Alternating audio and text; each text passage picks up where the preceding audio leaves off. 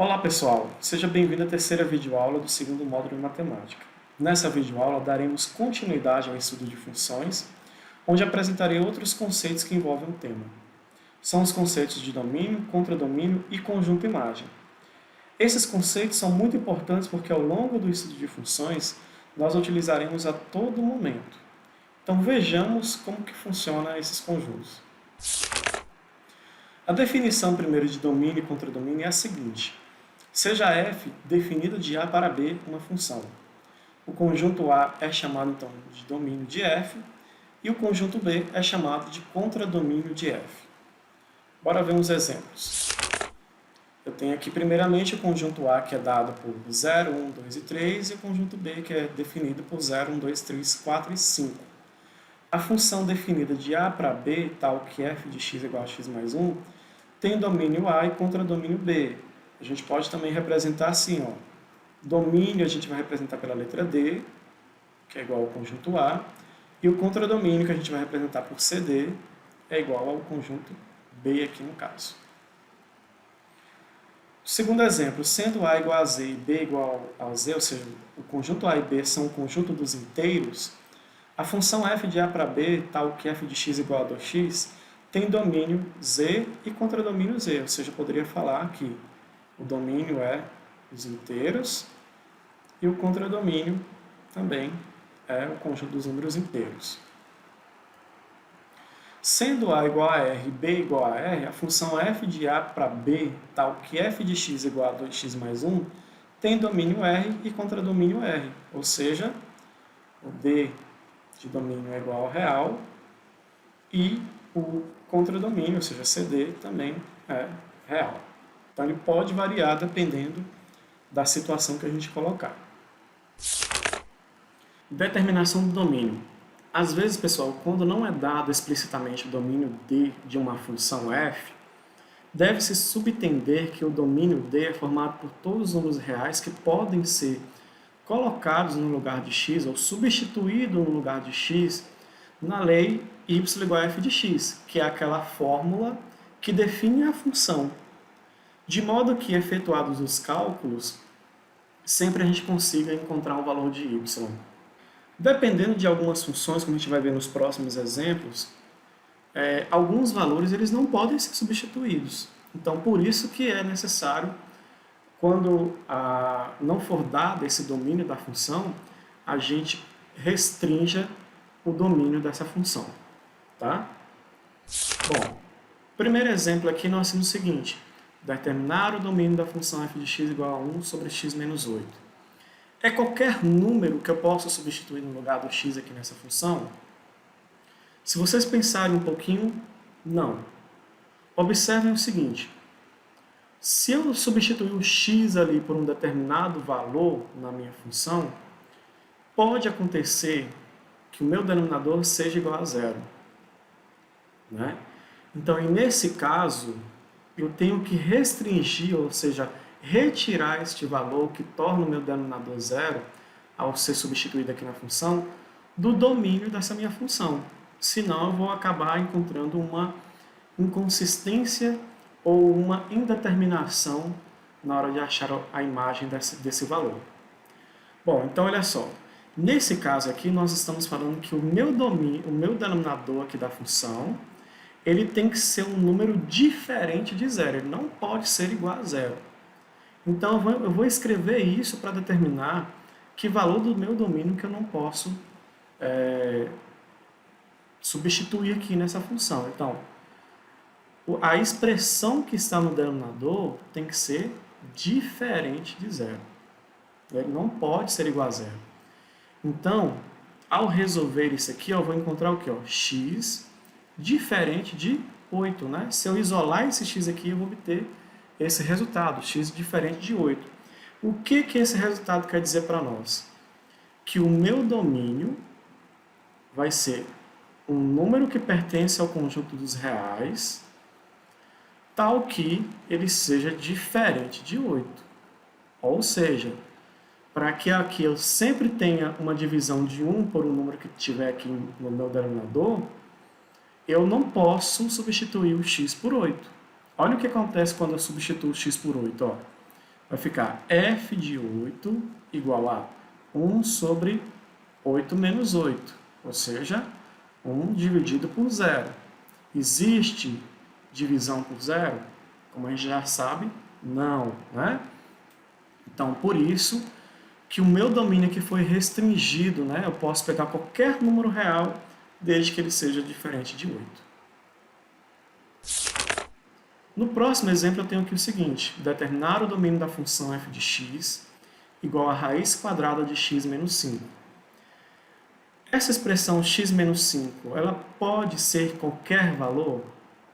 Eu posso substituir qualquer valor aqui na minha função para encontrar a raiz quadrada de x menos 5? Bom, não, né? Por quê? As raízes de ordem par, elas necessariamente elas têm que ser um número positivo ou igual a zero. Então, para eu poder aqui substituir um valor na minha função, não pode ser qualquer um, porque dependendo do valor que eu substituir aqui, eu posso obter um valor igual a um valor menor do que zero.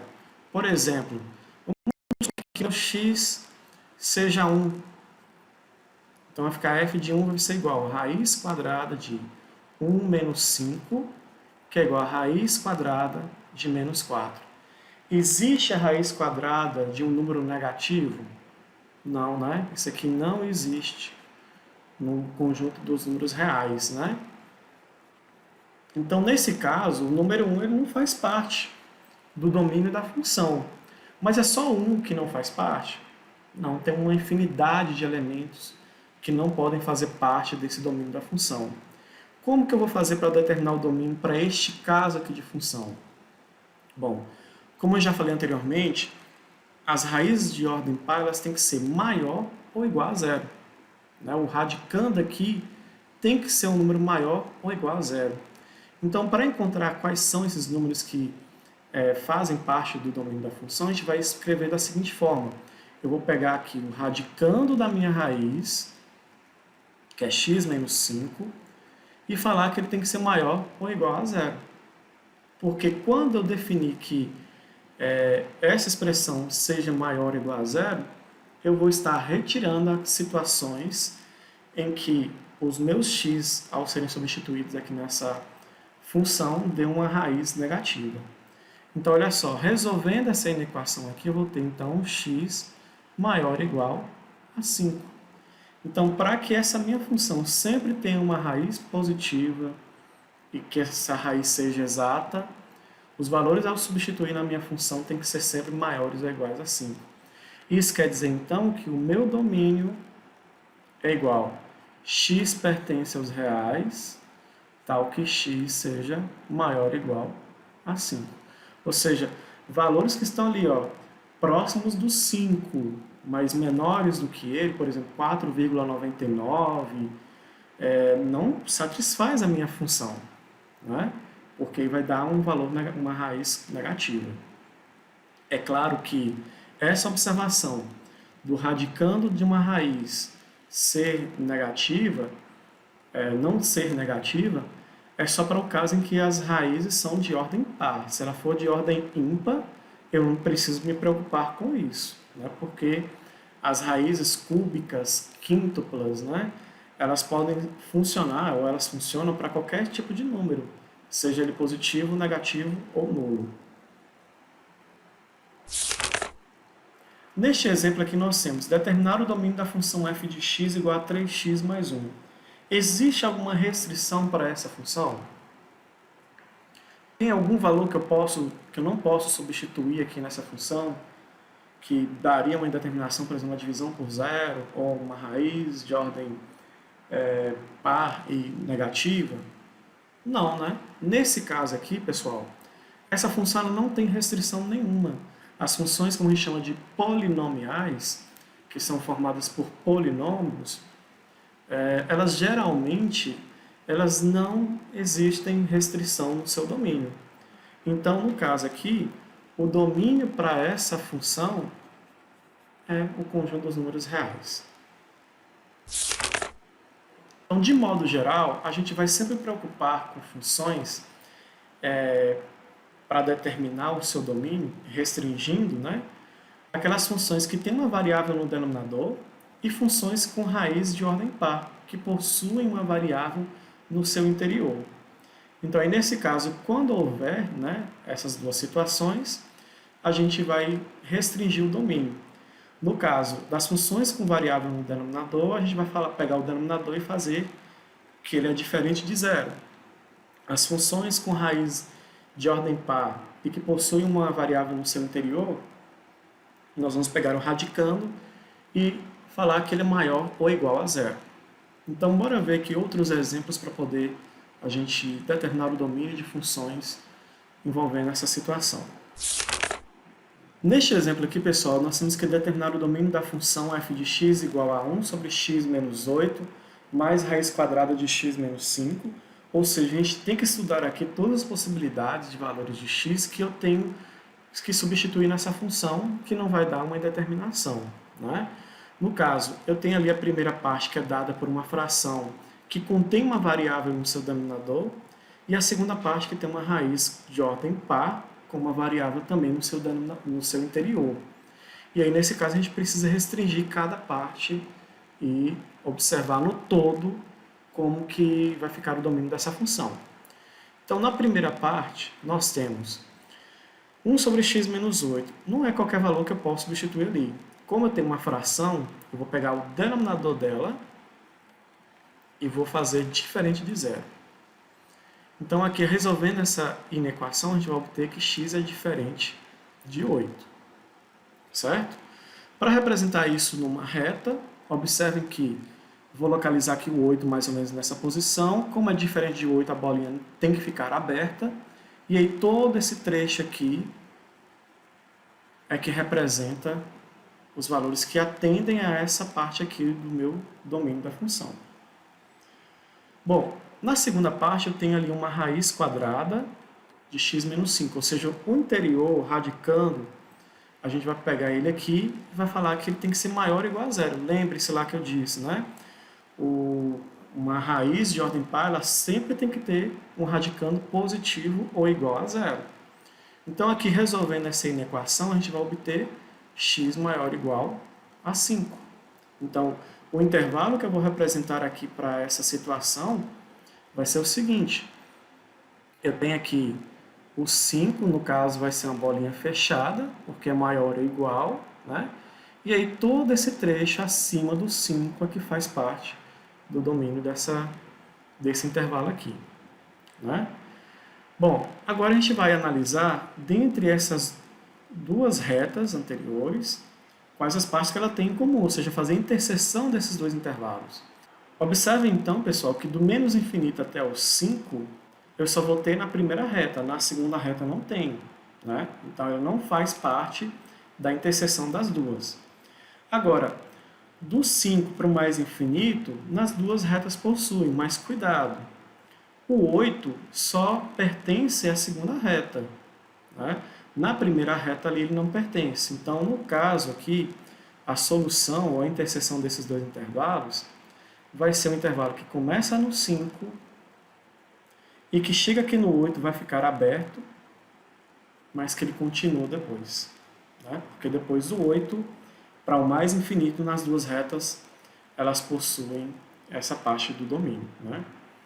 Então, aqui o domínio a gente vai representar da seguinte forma. Ó. X pertence aos reais, tal que x é maior ou igual a 5 e x diferente de 8. Observem que o x aqui eu tive que colocar também nesse conjunto, porque se eu colocasse só maior ou igual a 5, eu estaria incluindo também o 8. Por isso que eu coloquei que o x tem que ser diferente de 8 também. Então, esse é o domínio para essa função. Bora ver, então, agora outro exemplo para a gente poder praticar mais. Determinar o domínio da função f de x igual a raiz quadrada de x menos 4 sobre x ao quadrado menos 49. Então, eu tenho raiz no numerador, né, com uma variável no seu radicando, e eu tenho uma variável no denominador. Então, a gente vai ter que restringir o domínio aqui dessa função. Na primeira parte, bora analisar ali a raiz quadrada, né? O interior, ou seja, x menos 4, ele tem que ser maior ou igual a zero, né? Então, aqui nós vamos ter que x é maior ou igual a 4. Então, olha só, representando aqui na reta, vou localizar aqui o 4, e no caso vai ser uma bolinha fechada, né? Porque nesse caso é maior ou igual a 4, e aí vai ficar esse intervalo. A segunda parte é uma equação de segundo grau, que está no denominador, então, portanto, a gente tem que falar que tem que ser diferente de zero. A gente vai resolver aqui agora essa equação de segundo grau, mas eu vou utilizar uma técnica aqui, que é a técnica de resolução de equação de segundo grau incompleta. Nesse caso aqui, a gente basta só isolar a variável x e resolver o que tiver para resolver aqui. Você pode também resolver pelo método de Bhaskara, que vai dar o mesmo resultado. Aqui é só para encurtar o tempo nosso. Então, olha só, vai isolar a variável x ao quadrado, então vai ficar x ao quadrado igual a 49. Esse expoente 2 vai para o outro lado da equação, a gente acrescenta mais ou menos e vai reextrair a raiz quadrada do 49, o que vai resultar em x igual a mais ou menos 7, né? Porque a raiz quadrada de 49 é 7. Então, aqui no caso é x diferente, é sempre diferente, né? Então, aqui no caso, na hora que a gente for representar na nossa reta, nós vamos obter aqui o menos 7 e o mais 7. Bolinhas abertas porque tem que ser diferente. Então, todos os valores que são diferentes de menos 7 ou mais 7, que são representados aqui por esses riscos que eu fiz, pertencem ao domínio dessa função. Agora, resta a gente determinar, pela interseção desses dois intervalos, qual é o domínio dessa função. Observem que do menos infinito até o 4, só no segundo intervalo que eu possuo. No primeiro não tem. Então, todo esse trecho do menos infinito até o 4, ele não vai pertencer ao intervalo que representa o domínio dessa função. Mas do 4 para o mais infinito, tem nos dois intervalos. Somente com uma restrição aqui no segundo intervalo, porque o 7 ele não pertence. Então, ele não vai pertencer também ao final. Então, ele vai passar aqui, começa no 4, vai passar no 7, vai ficar aberto, e ele continua indo para o mais infinito, porque do 7 ao mais infinito, nos dois intervalos, tem em comum. Então, o domínio dessa função vai ser x pertence aos reais, tal que x é maior ou igual a 4 e x diferente de 7. Novamente, eu estou colocando aqui que o x é diferente de 7, porque se eu deixasse apenas maior ou igual a 4, eu estaria incluindo o 7 nessa equação, o que não pode ser feito porque vai dar uma indeterminação ao encontrar a sua imagem, né? Então, esse é o domínio para essa função.